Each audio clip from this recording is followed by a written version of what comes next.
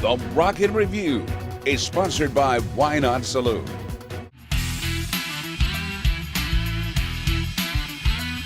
We're so honored to have on the show Grammy Award winner and Rock and Roll Hall of Famer, half of the Righteous Brothers, the one and only Bill Medley. Bill, thanks for coming on the show. Well, listen, thanks for having me. You know, it's not a bad thing either when you've got a brand new album that is fully releasing on Valentine's Day on February 14th. But then you've got all these singles dropping. It seems like you invited some pretty good friends on here. I was listening through the whole album, and whenever you can invite, Michael McDonald, Vince Gill, Sean Colvin, and then also Keb Mo to do essentially, your favorite country songs. I got to ask you, how did you pick the songs for this album, Bill? Well, actually, it was easy and it was tough at the same time because I wanted to kind of do a tribute to the country songs and the country writers. Right. And I wanted to go, the older generation. And so there's a million songs. I mean, there's a million songs. And how do you choose 12 or 13 out of, a million? And but I just kind of went to the songs that really touched me. And the more I listened to the CD, I listened to, or whatever you call it, an album, CD, I don't know what it is. It really is loosely about my life. I mean, every one of those songs I can relate to and been through. And so I just kind of picked out those songs that jumped out to me, that touched me, and that I felt I could really relate to. Well, it was so interesting with this album, Straight from the Heart, Bill. It seems to me, and once again, being a fan of your music throughout the years with so many hit songs that you've had and the hit songwriter that you are, but it seems like everybody that you invited on this album, everybody just kind of blends with your voice. I mean, how do you make that work? I mean, to where, even the Michael McDonald track, it's like going, you guys fit together seamlessly on that. Well, he's such a great singer. All these guys are, Sean Cole, they're just the best at what they do. And singing with, Michael McDonald and I were pretty much raised on the same, Ray Charles and the blues and stuff. So that we were both a little concerned that we both kind of had unusual voices, and we didn't know if they would blend together, and it fit perfectly. No, it fit. I was absolutely amazed and really honored that he would come on and help me out on this CD. Well, and I think that nobody was going to turn you down on this either, including Nashville's own Vince Gill on here with you. And it's like the song selection, I got to tell you, so many favorites on here, but also, bringing the Bill Medley tone on it. It's like you're one of those guys, Bill, to where no matter what you sing or no matter what you say, right off the bat, I can tell it's your voice. Well, that's probably good news and bad. I think it's good news. Thank God for bad sinuses. I'm just and with the songs on this CD, I was determined to use that voice. There's so many times that I've recorded albums that I feel like I'm trying to scream myself out of the album, but I just love this. And Fred Mullen, the producer, really understood where I was coming from and what we wanted to do, and the songs and the emotion of the songs. Right. And it was, and listen, it's loosely a country. It's all country songs, and I don't know if you'd call it a country album or what. We'll see where it lands, but right. But they are country songs. But like you mentioned too, and certainly, so many people have grown up listening to you, Bill, myself included. But as you mentioned, that you're a huge blues and early rock fan, and certainly Little Richard was an influence, Ray Charles, Bobby Blue Bland, BB King. So I thought it was pretty incredible when you had Keb Mo join you on this album as well. Yeah, Keb's been a friend for quite a few years. We've written songs together, and when he was out here in California, and yeah, I just was real honored with all the performers that sang on the album, and but yeah, I did these country songs because I am a blues singer. In reality. I mean, I was raised on rhythm and blues, love rhythm and blues. And so I really can sing one way. I'm a one-trick pony. Oh, I'm not, I think you don't give yourself enough credit because I mean these songs you sound so great on. And once again, I mean Kenny Rogers brought you to Nashville back, I believe, in 1978. So yeah. even though certainly with that soulful voice you have, you toured with Loretta Lynn and also with the band Alabama, and then became friends with Johnny Cash, Glenn Campbell, Chris Christopherson. So you moved in those circles also, Bill. Yeah, I'm 84 and still in the business. Yeah. If you've been around as long as I have, I guess you're going to run into a lot of people. But I've really been blessed in my career to have. I mean, Elvis Presley was a real good friend, and actually Vince Gill and I did some country music back there, and I don't know, 80 mid 80s, and when I toured with Alabama, and Vince Gill and I were nominated for being best newcomer of the year. I'd How been around incredible 20. considering all of your other awards, Bill. Well, listen, I was so proud that country music, because it was the CMAs that they kind of ushered me in. I was so honored. Of course, I've been in the business 25 years, and Vince was basically just starting, but he had been around, in the group. He was in that group before, Yeah, and Pure Prairie League.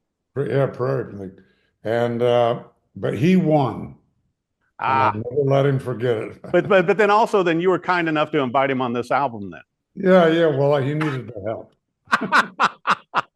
Actually, I don't think you need a lot of help though. And I've got to bring this up too, to where it's like, such a storied career and so many songs.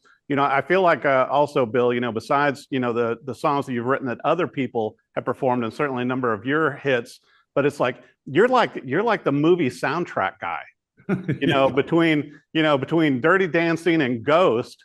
I mean, you can just wait out by the mailbox and the checks just come, right? Well, maybe your mailbox. Yeah, my mailbox is pretty good. Somebody told me in an interview the other day that I've sang in 30 movies or something. 30. Now I knew it was in the 20s. I didn't realize it was 30, but it's like, Well, let's go in but think about all the songs. I mean, with your hit roster of songs over the yeah. years, doesn't surprise me. Well, for some reason, in the 70s and 80s, well, even in the 60s, 70s, and 80s, for some reason, uh, they just they wanted to use my voice in movies. I was told that when my voice came on, that it would attract, real attention. Right. And listen, I was thrilled. I loved doing it. It kind of moved me out of my comfort zone a little bit to do some of these songs, which is actually, as an artist, is fun to do unless they move you so far out of your Right. comfort zone that. But I But mean, but once again, I had the time of my life. I mean, that's, another one of those iconic songs, Bill, that everybody knows and that they obviously think of you when they hear that. well, boy, I've had the time of my life was one of those amazing accidents. They called me to do Dirty Dancing, and and and I said, well, what? They said, we want you to sing in this movie, and I said, well, what's the name of the movie? They said it's called Dirty Dancing, So I said, that sounds like a bad porno movie. Can we wait till my mom and dad aren't here? And then, Right. but Uh, but I couldn't do the song because my wife Paula was having our child, and I promised her that I would be there. right. And so they said, well, okay, well, we'll call back and when she has them, and they would call every week, every day. And it was Jimmy Einer from New York, and Paula had the child, and they called and said, listen, Jennifer Warnes wants to sing it with you, if she can do it with you. And I said, oh, that would be great because she just had that hit with Joe Cocker, Right. Up I Where You remember. Belong.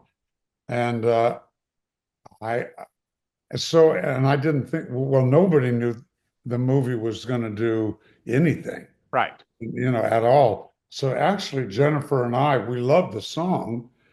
We loved what it was saying, and but we didn't think the movie was going to do anything. So we really recorded the song just to work together in the studio, and boy, the movie came out, and I've had the time of my life. Was just absolutely put in the perfect spot in that movie. Right. And I think the kids, whoever went to see it, go see the movie, and that was the last song on their brain. They would Hmm. just run out and buy it. And I think the album sold 32 million copies or something. Just amazing. Yeah. It gives you goosebumps thinking about it. But it's funny too that how songs that you've done too, Bill, and I've got to brag on you a bit to where they kind of transcend generations because I know that my teenage daughter even knows a number of your songs because your songs, not only from what you had done with them as a solo artist and as the Righteous Brothers, but then other people have recorded them also. And it's just like they continue on. And then the movies that you're tied to ended up being iconic movies. Yeah, at the end of the 80s there, they put Love and Feeling was in the first Top Gun, and then Dirty Dancing, and then Ghost, and then we were back bigger and hotter than ever. And we were just very fortunate to uh, to get great songs. I mean, I called Barry and Cynthia, who wrote Love and Feeling, and I said, you didn't write us a hit song, you wrote us a career. And they did. Exactly. Well, and This, speaking of which, Bill, I got to bring up on a career is that you are still performing. You have a residency in Las Vegas at the yeah, South Point Casino, and you've got Buddy Hurd that's performing with you, doing the Righteous Brothers songs. And so, I mean, this is a great gig. I mean, you have at your young age, you have a residency still in Las Vegas. yeah, I've been very fortunate in Vegas. Bobby and I went to Vegas in '65 at the Sands Hotel. Mm-hmm. Frank Sinatra was in the main room. We Oh were my in the God. other room. And you can imagine two 25-year-old guys in Las Vegas with Sinatra in the main room. But Vegas has always kind of been a second home for me. Mm-hmm. And Michael Gaughan, who owns the South Point, so a dear friend of mine ever since '65. And so, and the Vegas, and which has become real. Uh, what is it that real corporate, Right. and it's real, in my opinion, it's real difficult. And I've never had to deal with corporate. I mean, I'm an old school guy, and so we started out in at the Harris, and his name is Yeah. Bucky, by the way. It's Bucky Hurd. He We started out there. We did 6 years there. Then then I just kind of got fed up with the Strip. The Strip kind of became a loose whorehouse as far as I was concerned. It was really, Well, and also, with you as well, Bill, you know how hard it is on your voice because I know earlier in your career when you guys were performing so much, as the Righteous Brothers, um, as you know, I mean, Vegas voice is a real thing. When you're doing that many shows a week, it can be hard on you as an artist. it's very tough. They used to call it Vegas throat, and all it really was was the when rock and roll sing. Well, I know, I guess in the Sinatra era too. It really just was the dryness. You know, you go out there and you do 2 and 3 shows a night, Right. and Sinatra and Elvis and these guys would go in and do a month and do 2 shows every single night. And I don't know how they did it until Frank Sinatra sat Bobby and I down and told us how to do it. Go to the steam room and get that steam. And 'cause Ah, boy, I mean, it was killing me, right. killing. Yeah, I remember it put you out of commission for a little while to where you weren't able to, tour, after, Yeah, the early residency. yeah. I was told I would never sing again. Oh my gosh. They said my voice looked like hamburger meat. And thank God I ran into my old choir teacher who is now giving voice lessons. And he said, "How you doing?" I said, "Not very good." So I said, "I'm out of the business now, I guess," because they said I'll never sing again. He said, "I can fix that." Wow. And God bless him, he did. Yeah, well, and as you mentioned too, with you and Bucky Hurd, you guys are playing how many shows a week in Las Vegas right now at South Point? We only do 3. We do Tuesday, Wednesday, and Thursday, which sounds odd, but to do Tuesday, Wednesday, and Thursday. But when I met with Mike Gahn, I said, I want to do Tuesday, Wednesday, and Thursday. That's what we were doing at Harris. He Hmm. said, "Oh, you can't do that because people will be coming home from work and they'll be getting babysitters and this." I said, "My people don't work. They're retired." But you're selling out shows though, Bill. Still, I mean, I and know. also as you and I know for Vegas, there's no down nights. It's kind of like New York. Yeah, It's like, exactly. you can, as long as you've got the fan base, which you obviously do, you can sell out shows any night of the week. Well, it turned out great because we go out on the weekend and do concerts. So it's just, listen, it's a blessing. 84 years old and still being able to come out here and God bless the audiences. It's always up to the public. Right. They're going to come and see you, or they're not going to come and see you. They're Hmm. going to buy the record, or they're not going to buy the record. So it's really up to them. And as long as they show up, I'll be there. Well, I've got a feeling that you're going to have another hit album on your hands with Straight from Your Heart. And while I was listening to all the tracks, which, the dance, so many other great songs on here, I couldn't help but think you may have to come up with a second one, Straight from the Heart Part Two in another year or so. What do you think about that? Uh, I will listen. I would love it from your mouth to God's ears. Uh, but I really wasn't looking to record. I mean, I'm, 84, and I figure, well, okay, I'm just living out the rest of the dream, but I would do as many as possible, and hopefully they get.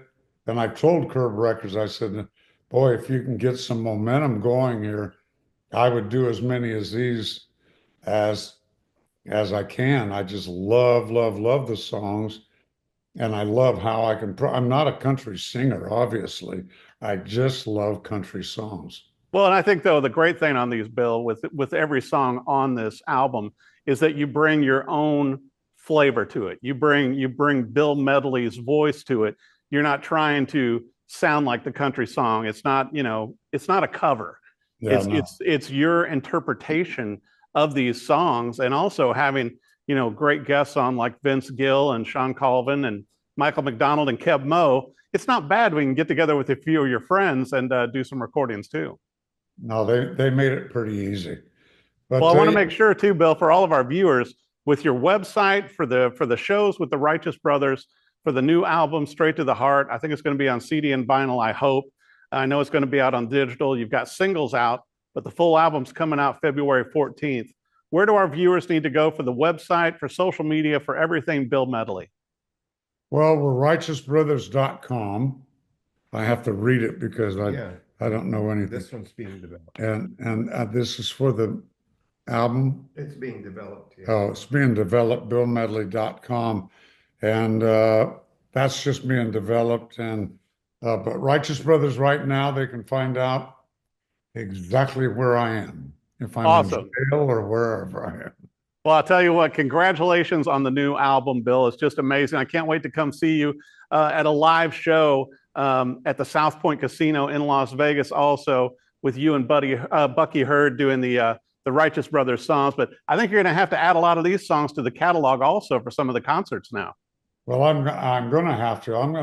I'm doing the Opry, the Grand Ole Opry. Well, I don't know if it's the Grand. Is it called Grand Ole? Yes, it is. Opry, and so I'm doing that in February, and the Righteous Brothers are going into the Ryman Auditorium, and I don't know, sometime March 30th next year, and we're looking forward to that. So if you can come on down, come on down. We will do it. It doesn't sound like you're slowing down much. I'll tell you what, Bill Medley, you're such a legend. It's great to have you on the show. Congratulations on Straight from the Heart. The entire album will be out February 14th, but some singles are out now, and it's great to see you. And I think this is like another renaissance of your career. Congratulations on everything, Bill. Listen, God bless you, and thank you. Thanks for having me. The Rocket Review is sponsored by Why Not Saloon.